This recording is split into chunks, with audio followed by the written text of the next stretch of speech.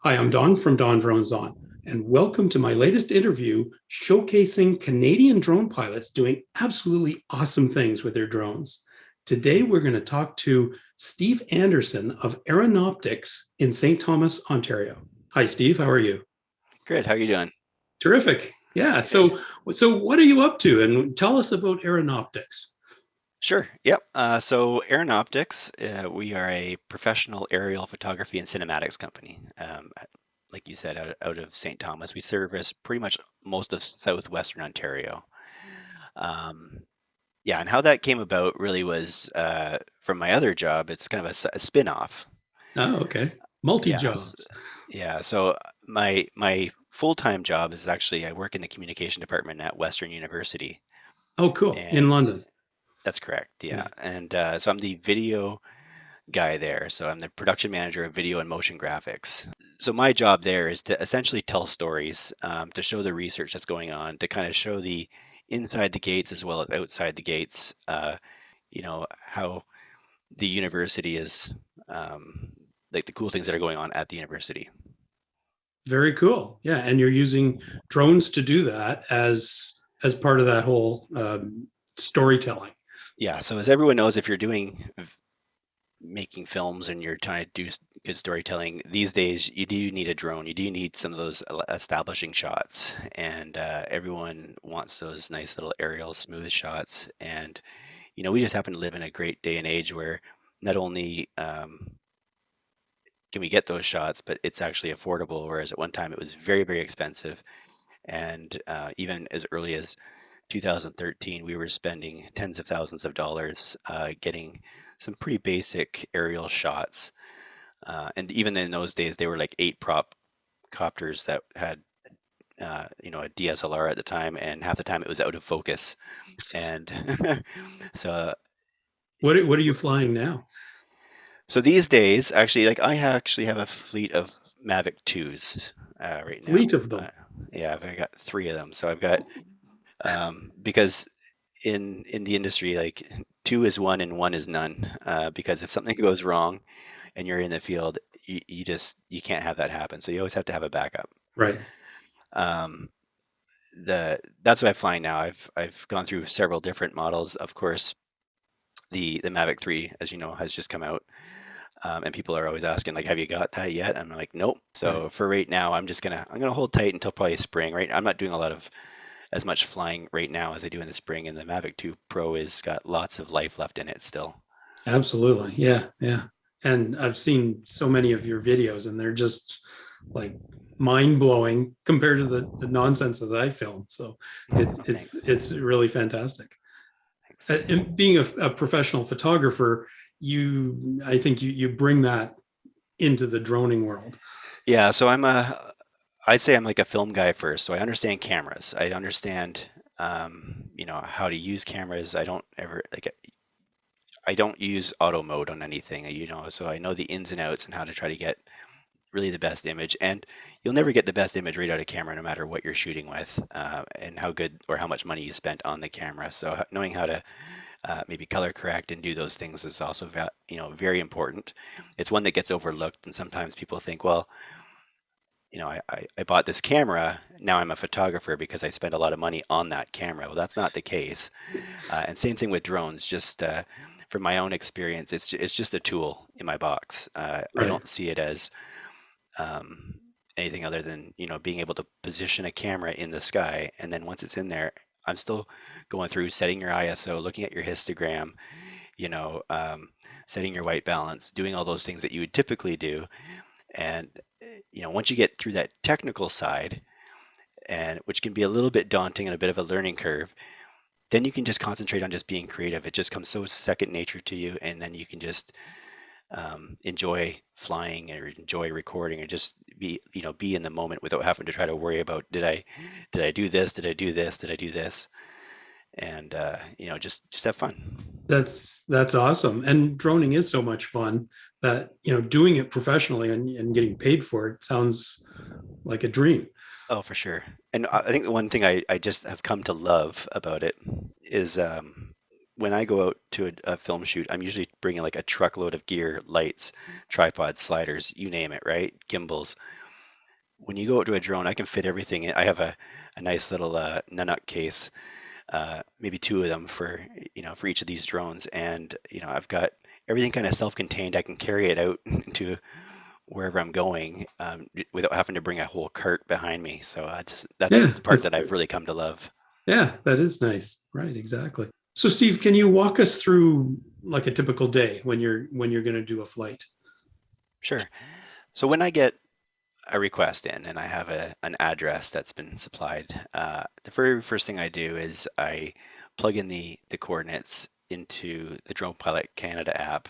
Oh, cool. And yeah, so it just actually, there's no sense in putting it right into Google Maps initially, because first thing I want to know is what kind of airspace it is, because I'm going to quote it differently depending on the airspace and what's required, right? So once I know that, um, and what's really handy too is it'll also tell you if I'm going to need to do an unlock, because I can toggle between Mm, not only the Transport Canada's but the DJI, which is like out to left field when it comes to locking down airspace that has no reason to. right. Um, and more cases than not, that seems to be the sticking point. So just knowing that ahead of time. So as soon as I know that, then the next thing I do is then I will actually go into Google Maps a lot of times, and I will kind of do a bit of a pre-inspection, kind of seeing, they have a 3D view in there, so you can turn on, maybe buildings and kind of get an idea as to if there's any cell towers and all that kind of thing, just to kind of get a scope. And then from there, um, I may actually end up doing a drive out to a location too to see, what's involved. Do I need to bring extra crew members? Do I need to, close down roads or whatever? And there has been cases, especially for like a music video, where that is the case, where we have like, there's no way we can do this safely without closing things down, or I'm just not going to be able to get my shot. Actually, like there's like going to be a bus driving by, Right. and I need to be right in the middle of the intersection. So knowing kind of the scope of the project is the very first thing I do, and the Drone Pilot Canada app is one of the first places I start, and uh, and then from there I'll look at there's like a UAV forecast app that I use, and which is pretty good. Like I'll kind of get an idea as what the weather's going to be like at, say, you know 100 feet and 200 feet. Yeah, so once we've determined what day we're going to do it on, we've looked at the weather, we decided, yeah, this is the kind of the day. We usually come up with a rain delay as well. Then I'll say, what permissions do I need? Is this, if it's an event, there's a lot of stuff I have to do before an event, but if it's going to be downtown and there's going to be, high traffic, there's going to be some things we need to do. And where am I taking off from? Do I need to get permission from where I'm taking off from? Um, do I need a film permit? There's all these things that you have to kind of consider. Uh, and like I said, you may have to, call ahead and just notify the security guard of the place that you're in front of, even if you're in G airspace, just to avoid any sort of issues that might arise. And sometimes just a simple email will save you so much headache, and you don't have to try to justify yourself in the moment with your drone up in the air what you're doing. You can just uh, let them know, hey, I'm so and so. There's been did you get the email, kind of thing, whatever. Yeah. A lot of times they won't even approach you because they know that you're supposed to be there. They might check to see you are who you say you are, but I've Do never you really have had any issues. identification on Yeah, you so when you? I wear a vest. It's a branded vest kind of thing. Ah, with your company. There it is. Yeah, the best idea whenever you're flying in a place that you're not supposed to be flying is to make sure that is to make it look like you are supposed to be there and that you're allowed to be there. And the best way to do that is to be highly identifiable. If you're on a construction site, wear your steel-toed boots, wear a vest, wear a hard hat even if you have to.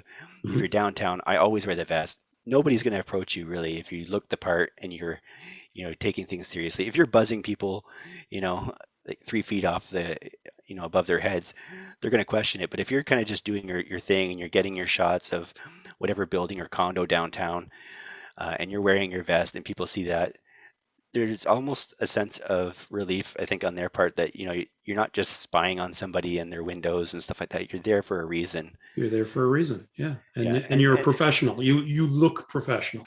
So um, the point, I guess, also is that even though, we're to we're made aware that you have to contact the helipad, there's actually other people you should probably contact to avoid problems. And if you know that you're going to be flying downtown, like at an arena downtown, even though you might be in the right in a G airspace, for example, Mhm.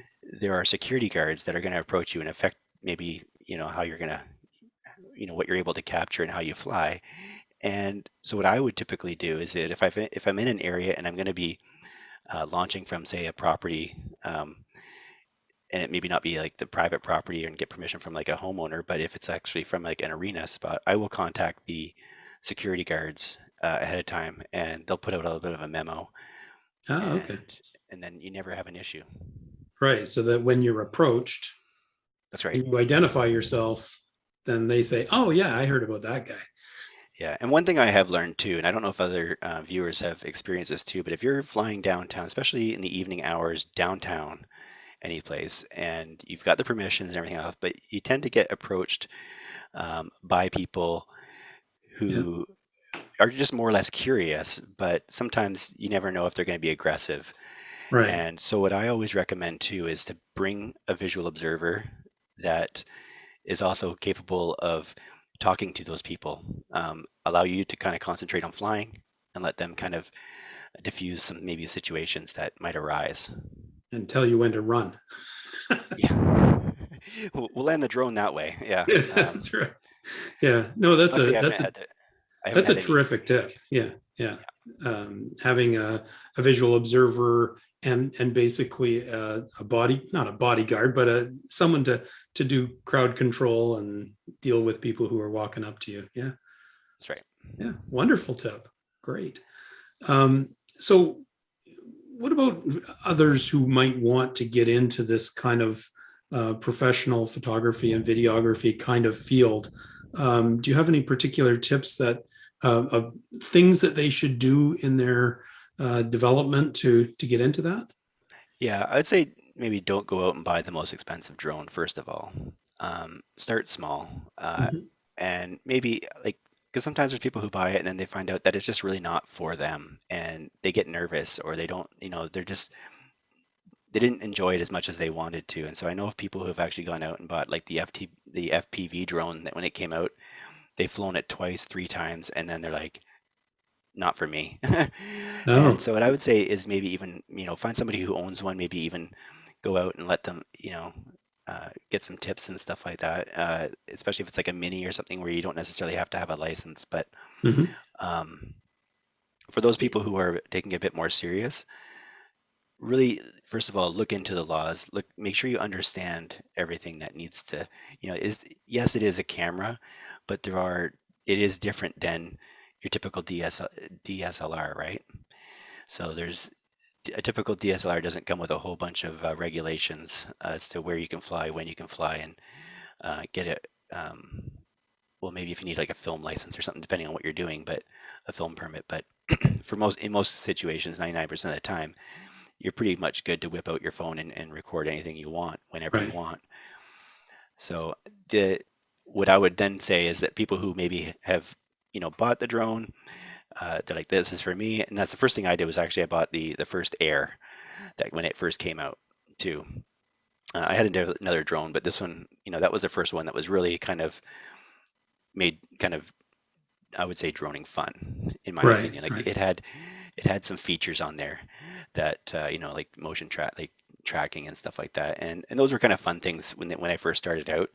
I don't really use a lot of the pre-programmed things anymore, but I don't uh, know anyone who does, other than maybe the first time, just as, oh, it's cool. It's got motion track. yeah, I would never And buy a drone for the features. A lot of times, like as yeah, far as the pre-programmed features, for some of the like the sensor size and those types of things, absolutely. But um, not I wouldn't even care how fast it goes, to be honest with you. I'm not planning on racing it. There are some things like how long you can stay in the air. Those things might be considerations. yeah, I happen to have like 8 batteries, and I have friends who if I needed more batteries, if I'm going on a long trip or something, I can borrow those batteries. Or if I need ones that are preheated, like the heated batteries, I can get those as well. Wow, cool. So, having friends too that are into droning, I think definitely helps. And you can kind of leverage each other's equipment sometimes.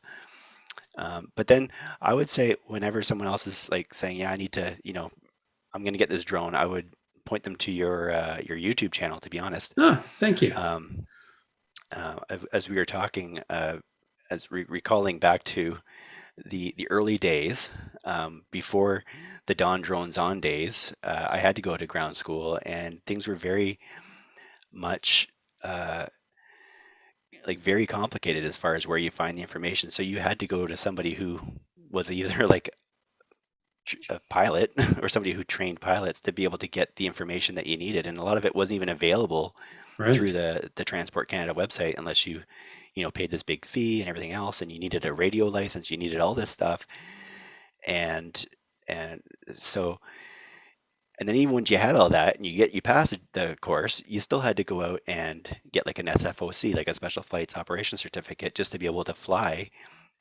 And then you needed insurance and all this other stuff. So when people say that it's really hard to be able to get licensed for things, I just say, man, you have no idea like the hoops I had to jump through to get to, and then how easy it is now since the new regulations have come into Yeah, play. that's very true. Yeah, yeah. You've mentioned flying on campus at Western. You've mentioned, doing things like around stadiums and things like that. What's the most unusual or unique kind of droning experience you've had? Sure.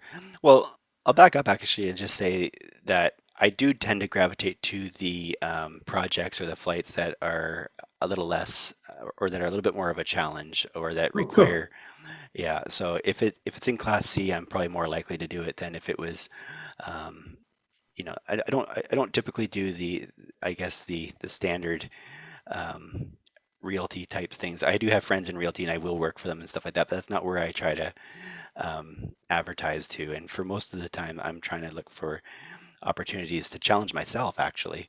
And so after getting the advanced, one of the first things I wanted to do was fly at an advertised event because it just seemed really difficult Yeah. to get permission to do so. And it was.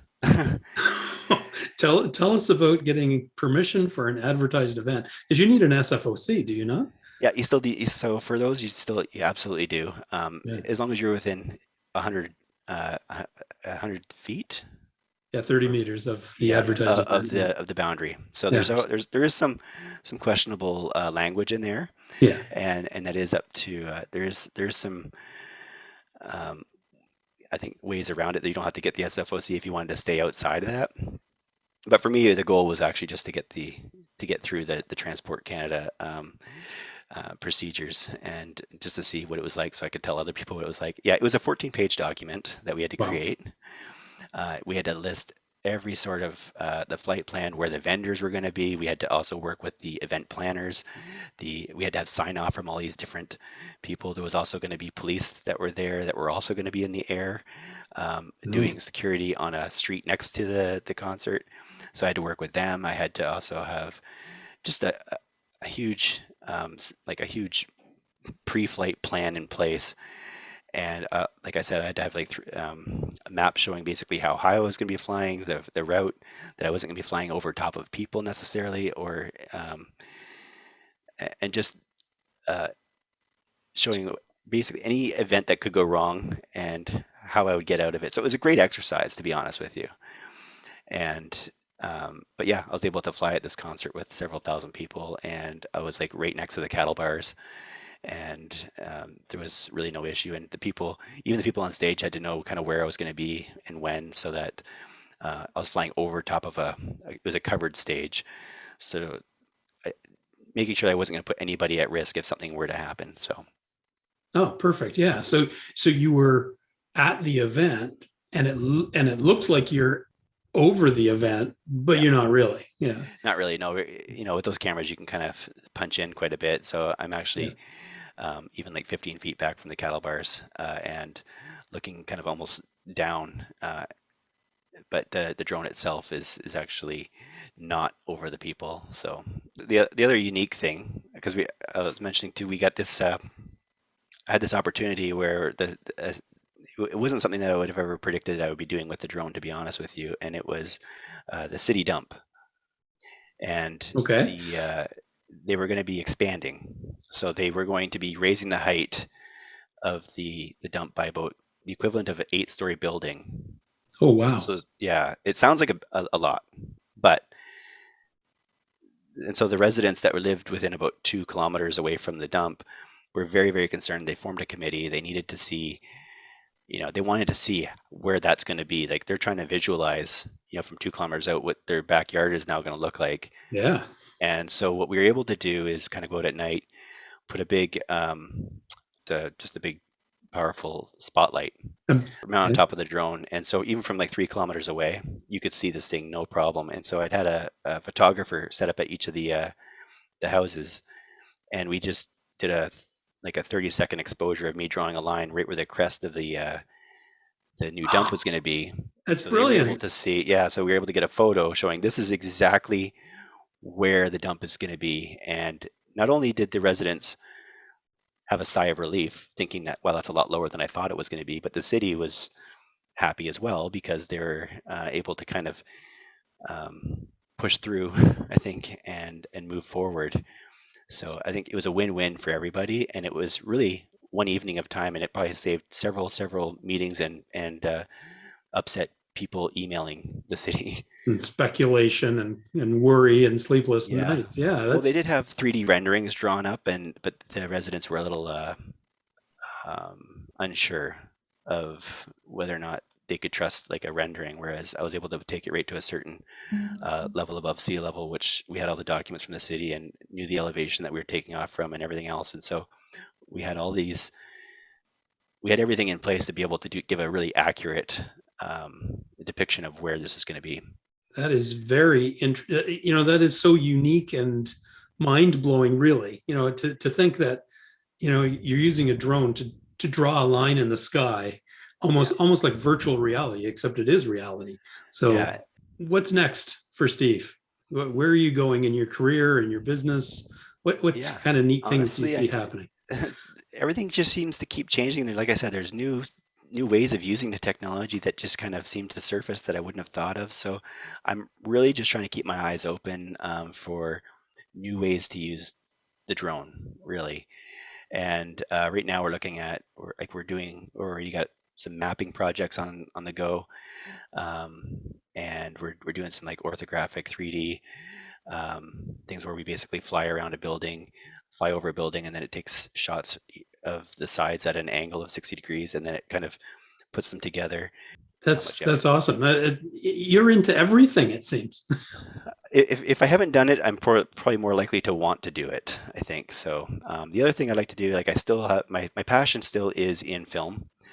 So working on maybe a larger documentary would be good. I've done music videos and things like that. I enjoy doing those types of things. I enjoy when we have to shut down an intersection to get these shots over top of like um, musicians and things like that. There's something about that that gives me energy, I find, and I live for those kind of moments.